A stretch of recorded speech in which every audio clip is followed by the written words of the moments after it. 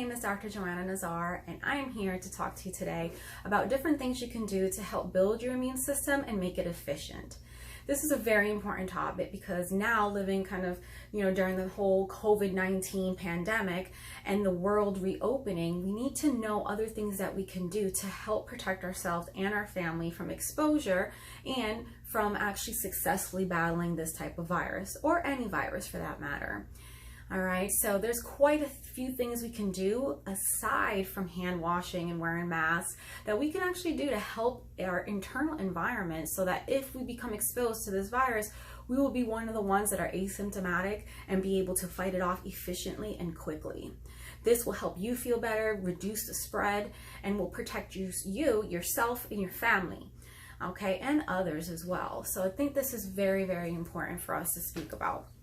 Now, before I get into the details, I would first like to talk a little bit about science history. So let's go back to the days of Mr. Louis Pasteur, who was a famous French microbiologist.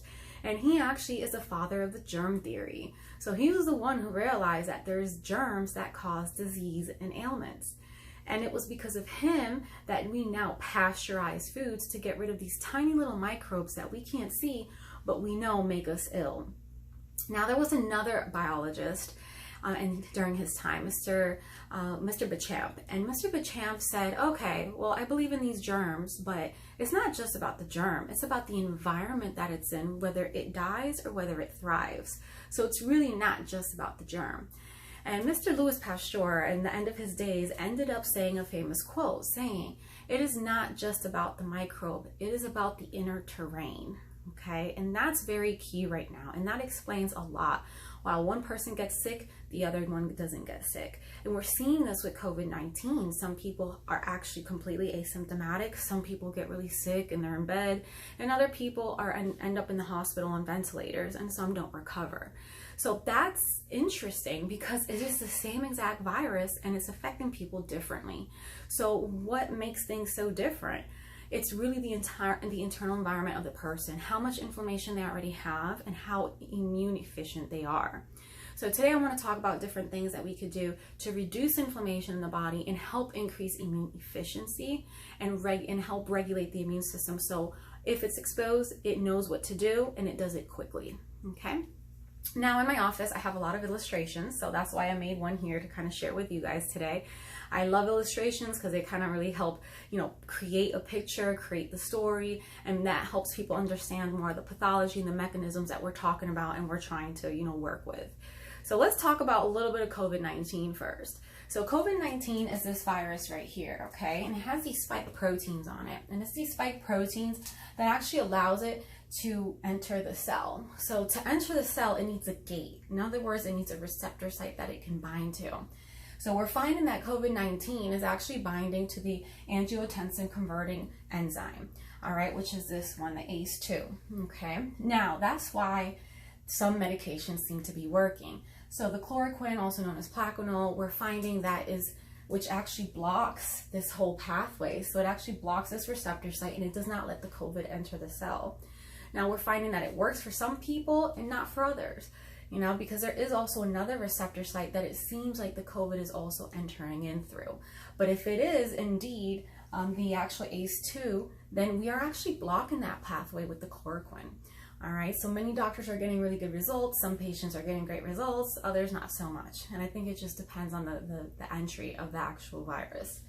All right, so once the virus actually gets in, what it does is it actually releases this RNA, which is its DNA, and it actually then starts to use your machinery and your mitochondria and your ribosomes and your endoplasmic reticulum, if you remember from biology class.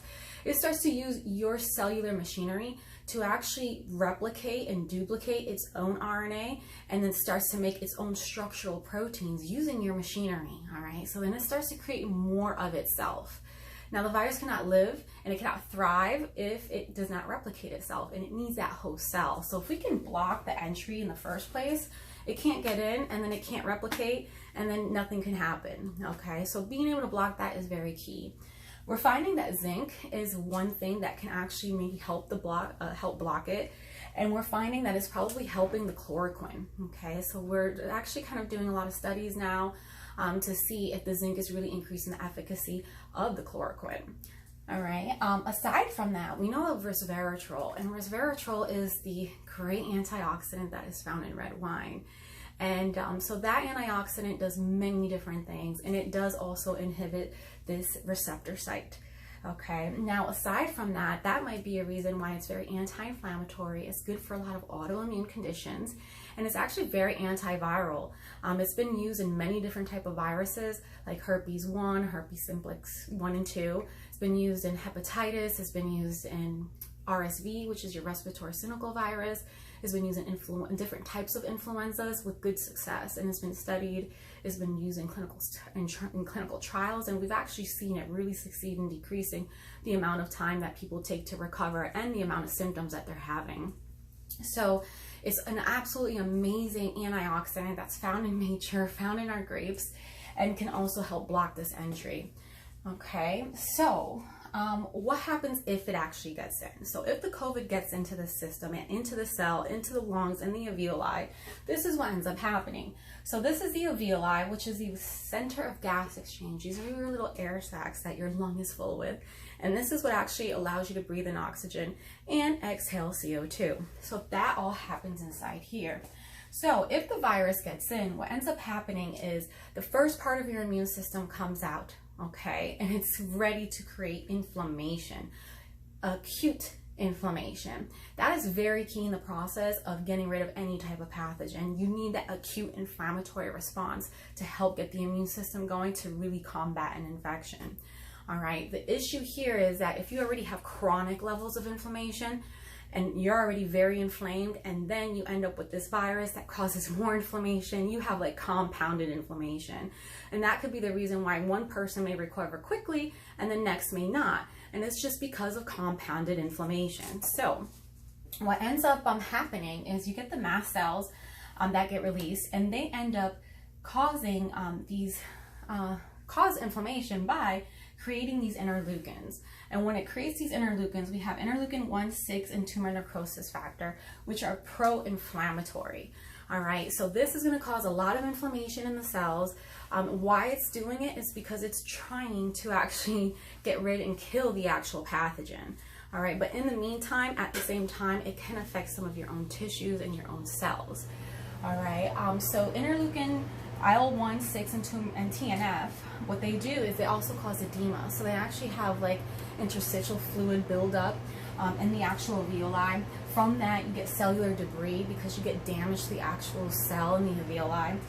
Then you get neutrophils that get called in, and then more macrophages, and this causes consolidation. And that consolidation is what actually leads to more like the mucus sitting in your lungs, okay?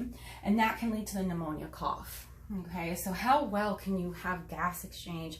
How well can you breathe if this alveoli that's supposed to be just clear and just full of oxygen and releasing CO2, how well is that air sac going to expand and contract and do what it's supposed to do if there's so much consolidation in it? You know, so that's why we're seeing a lot of people with the COVID, you know, going into the hospitals with very low SpO2s. They're going with 70s, with 50s, ending up at 30s and 20s and really low O2s. Okay, and it's because of this damage that's done here. When that actually happens, you can get the pneumonia cough. If it gets very inflamed and there's a lot of tissue destruction, then you end up with ARDS, which is acute respiratory distress syndrome. And that's when your patients are on ventilators and, you know, they're getting help to actually breathe. And it's actually very well known that vitamin C is one of the treatments for ARDS. Okay, so it's very interesting because in the hospitals, they've been using vitamin C intravenously all across the country, in New York and California, here in Florida, and in China. You know, they've been using intravenous vitamin C for any COVID patient that comes in, because vitamin C is a great antioxidant. It quenches inflammation. So it's going to really reduce a lot of the inflammatory response in the body. And at the same time, it's also immune supportive. So you're getting both benefits of it. Okay, so that's a little bit of talk about that. So when you have the damage to the actual alveoli, this is what can happen. Now, the other thing is, once the mast cells, you know, create this inflammatory response, it also calls in the neutrophils. That's why we're seeing in the hospitals, like, patients that have like really high neutrophil levels after like day 3 or 4. And it's because even though it's not a bacterial infection, you know, the neutrophils are called in to release these reactive oxygen species. And these reactive oxygen species are very inflammatory, and it happens everywhere in the body. Our mitochondria naturally produces ROS, you know, as normal metabolism, chemicals, toxins, all these different things can create reactive oxygen species. These reactive oxygen species are very unstable molecules, and because of that, they steal electrons from the surrounding tissue and cause a lot of damage, okay? So these reactive oxygen species are part of the reason why you end up with consolidation and so much inflammation in the actual alveoli or anywhere else in the body.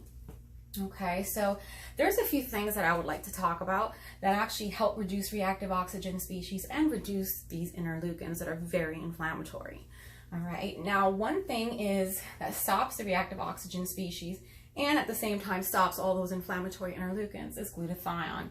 Glutathione is also known as NAC, which is N-acetylcysteine. So before, people would have to take N-acetylcysteine orally in order to convert it to glutathione. But now with our new liposomal technology, we're actually able to take glutathione directly and be able to absorb it into the cells. Glutathione is the most important intracellular antioxidant, okay? Every cell in your body produces glutathione in order to quench inflammation and get rid of reactive oxygen species. It is the main, antioxidant to protect tissue and protect cells. If you look at PubMed, which is the national database for medical research, you're going to find, and you just plug in glutathione and lung function, you're going to find over 8,000 PubMed studies on how glutathione really helps with lungs. So it's been documented to help with cystic fibrosis in adults and children, helps with asthma, with lung cancer, it's being studied as well, and allergies as well. So if you are a patient, let's say, that already has, let's say, a lot of allergies or has asthma, then maybe you want to consider taking glutathione beforehand, quenching inflammation, helping your lung function. So that way, if you are exposed, then you already are in a better place because you have less inflammation in the lungs. Not only is glutathione good for inflammation in the lungs, but it's actually how the liver detoxifies. So your liver does engage in glutathione conjugation, which is part of phase 2 liver detox. So glutathione support is going to help your liver detoxify all type of toxins and chemicals, excess hormones, and cytokines, because it's your liver that helps actually get rid of all that inflammation. The other thing about glutathione is that it actually reduces Th17 cells, which are the ones that are really in charge of a lot of damage in patients that have autoimmune attacks. So if you are an autoimmune patient, let's say with rheumatoid arthritis or lupus or Sjögren's or Hashimoto's, one way of actually dealing and kind of calming the immune system down and reducing flares is actually by using glutathione. So if you are an autoimmune patient, you may say, hey, you know what? To help my immune system and to help reduce my inflammation, I'm going to actually probably take some glutathione.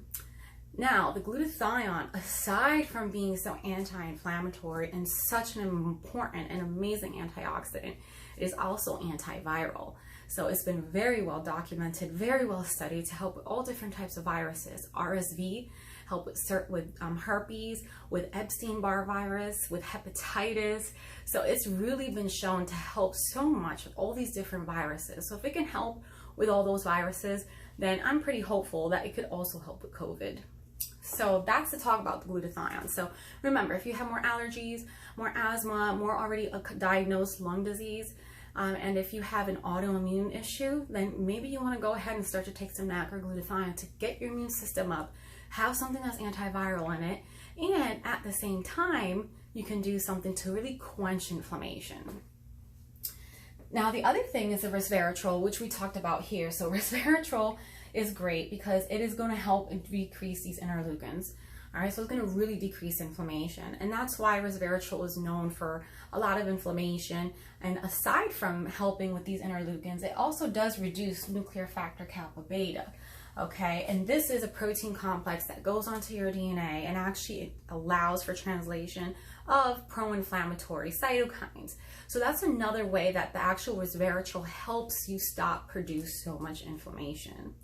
Now the resveratrol, if you combine it with curcumin, which is turmeric, it becomes more potent, and they synergistically work very well together, and they both work on reducing that nuclear factor kappa beta.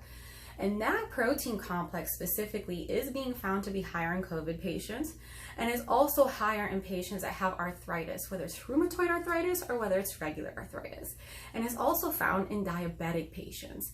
And that's very important because if we think about the different diseases that predispose people to COVID, the number one we've heard is actual cardiovascular disease. The number two thing that predisposes you is diabetes. And the third is actual lung disease. Okay, so when we're talking about a patient that has diabetes or you already have some insulin resistance, maybe it's good for you to consider to actually go ahead and do the curcumin and resveratrol, so that way you get the antiviral effect, you get the anti-inflammatory effect, probably will help your pancreatic function, and at the same time, you are like treating an existing condition, helping an existing condition, and at the same time, doing as much as you can to help prevent this COVID from actually, thriving in your system.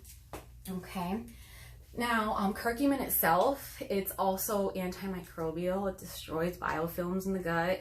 It is antibacterial and also seen to be antiviral.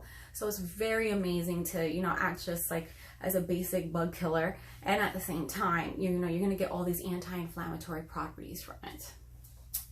Then we have zinc, which we talked about, and vitamin C, which we also mentioned. Now, vitamin C and zinc have been very well documented to help the immune system for years. And the vitamin C and the zinc actually act on the mast cells. So they help the mast cells degranulate and release these pro-inflammatory cytokines. But at the same time, because they're antioxidants, they help protect your own cell and your own tissues from that whole inflammatory response. So they're helping the immune response, they're helping the acute phase inflammation, but then they're protecting your tissue as well. Okay, so then you get both benefits of immune and anti-inflammatory support.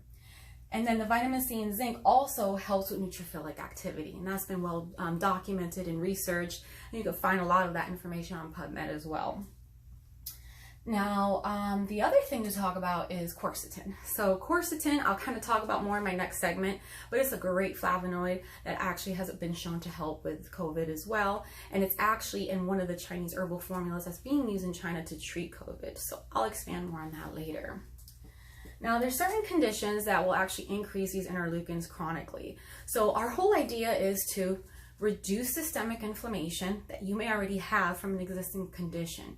Because if you reduce that inflammation, more than likely, if you have an exposure to a very inflammatory virus, you will be able to deal with it better. So that way you don't have compounded inflammation and have a harder time recovering from this virus, okay, or any virus. The interleukin 6 is increased when there's cortisol and stress. So stress management is very important. If you do not have a functional medicine doctor, please find one, because they're going to help you and guide you through all this and really help with a lot of different metabolic issues going on. And they have really great things to do to actually help reduce cortisol and help the body deal with stress and identify the stressors. Adipocytes, so high levels of that, and those are your fat cells. So obesity is definitely something that is going to increase interleukin 6. LPS, which is basically lipopolysaccharides, which are produced by gut infections, by bacteria and different types of growths. So if you are an IBS or an IBD patient or have a lot of chronic GI issues, this is something that you have to consider, and why, chronic GI issues can cause so much inflammation in the rest of the body, because through the LPS is increasing the interleukin 6. Then we have deprivation of sleep, which has been well documented to show to actually increase interleukin 6, and interleukin itself, 6, when it goes up, it also impedes sleep. So that's a little bit of a vicious cycle that, if you're having issues with, you want to work with someone who's educated in order to actually help break that cycle. Then the drop in estrogen. So women who are menopausal, they're going to have an increase in interleukin 6. And that's why a lot of women, when they go through menopause, they can have a hard time, have a lot of inflammation and weight gain, and all these other symptoms can happen just from that drop in estrogen. And it's really because that interleukin 6 really shoots up. Okay, now TNF affects the hypothalamic axis, which is actually what induces the fever during a virus. But also that's in charge of a lot of different hormone secretions. So if you do have a hormone dysregulation, the HP axis can already maybe be dysregulated. Cardiovascular disease is shown to have a lot of TNF. And so then this is probably why cardiovascular disease is the #1 risk factor for COVID. Okay, platelets and clots. that's also affected by TNF. So we're seeing patients, having complications like blood clots from this virus, and it's because of that mechanism through the TNF. Okay, then we have diabetes, which it's also high in Alzheimer's disease, depression as well. And we have seen that TNF actually goes down with exercise. So exercising is a great thing for us to do for many different reasons, helping your lymphatics, sweating, detoxing, neurotransmitter production, circulation, mitochondrial support, and biogenesis. But aside from that, it is going to help reduce TNF. Okay, so that kind of sums up a lot of this. So my goal is to really share this information, so then that way, if you do have some of these conditions, you could say, oh, okay, well, you know what? I'm diabetic, so maybe the best thing for me to take for my immune system and my current inflammation and my current condition would be to take resveratrol and curcumin. Or, you know, I have a lot of allergies, I'm going to go ahead and take some NAC and glutathione. Or I have an autoimmune disease, so I do want to take that glutathione to help with many different things.